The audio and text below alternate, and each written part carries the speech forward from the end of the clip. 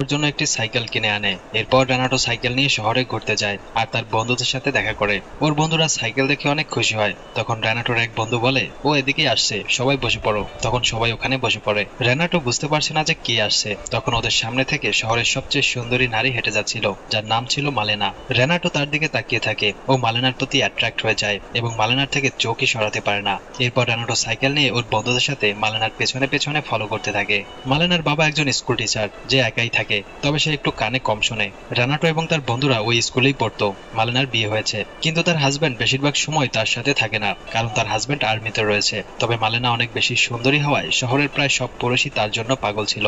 মালেনাকে এক নজর দেখার জন্য সবাই দাঁড়িয়ে থাকতো, কিন্তু শহরের মহিলাদের মালেনাকে দেখে জ্বলতো আর মালেনার মতো সুন্দরী হতে চাইতো। এরপর আমরা রেনাটোকে স্কুলে দেখতে পাই। তখন ও বারবার মালেনার কথা ভাবতে থাকে, যার কারণে ও পড়ায় মন দিতে পারে না। এরপর স্কুল ছুটি হলে রেনাটো সাইকেল নিয়ে মালেনার বাড়িতে চলে আসে আর